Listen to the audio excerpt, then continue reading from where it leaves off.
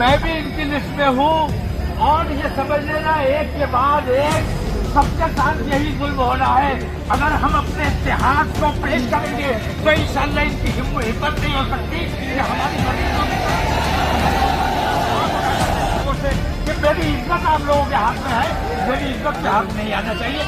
तो सब्र सुकून के साथ और शरीफ मुसलमानों का, अच्छे मुसलमानों की तरह आप लोग वापस जाए, दूसरे पढ़ते हुए वापस जाए। अस्सलाम वालेकुम।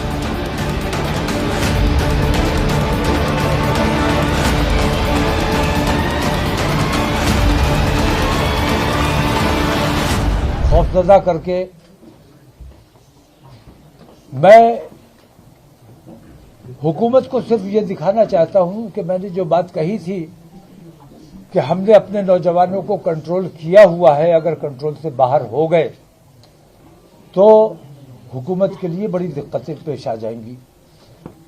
विश्व हिंदू परिषद और बजरंग दल जैसे संगठन हुकूमत की सरपरस्ती में जो बेईमानी कर रहे हैं, हिंदुस्तान की अदलिया हुकूमत के दबाव में जो बेईमानी कर रही है, मैं देख रहा हूं कि हुकूमत भी और अदालतें भी आज कानून के मुताबिक काम नहीं कर रही है, बल्कि अपनी आस्था के मुताबिक काम कर रही है और अपनी आस्था जबरदस्ती मुसलमानों पर थोपने की कोशिश की जा रही है।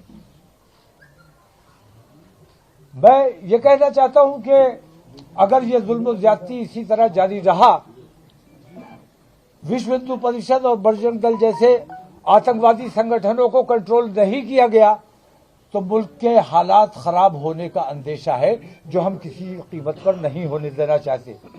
आज अगर हमारे मुल्क में अमन है, शांति है, उसकी वजह सिर्फ ये है कि हमने आज तक उन गुंडों, उन बदमाशों, उन आतंकवादियों का जवाब नहीं दिया है।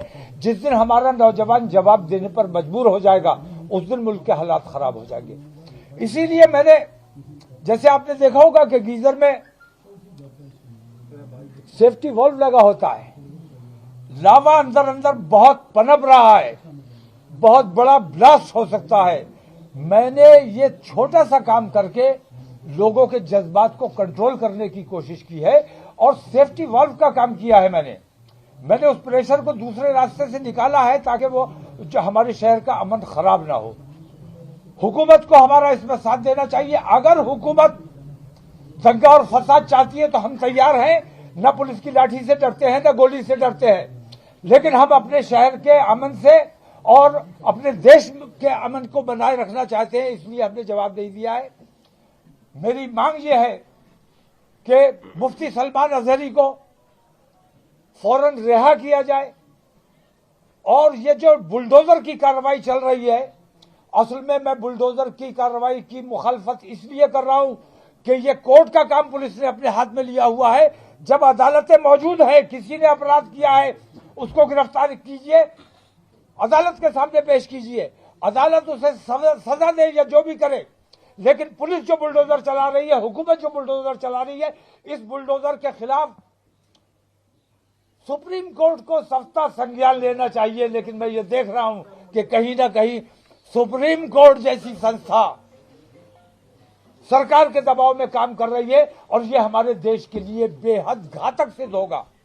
अगर देश में अमन चाहिए और भाईचारा चाहिए, जो हुकूमत की भी जिम्मेदारी है और हमारे सुप्रीम कोर्ट की भी जिम्मेदारी है, तमाम अदलिया की जिम्मेदारी है, अगर ये अमन व अमान बनाए रखना है तो बुलडोजर की कार्रवाई बंद होनी चाहिए और पुलिस को जो ज्यादा इख्तियारात दिए हुए हैं, उन इख्तियारात में कटौती की जानी चाहिए। जो बेईमानी की गई हैं, उन बेईमानियों को वापस किया जाना चाहिए। अब किसी किस्म का बुलडोजर बर्दाश्त नहीं किया जाएगा। हम जितना अपने नौजवानों को कंट्रोल कर सकते थे कर चुके हैं। अब हल्द्वानी में जो रिएक्शन दिया गया है, उसके नतीजे आपने देख लिए।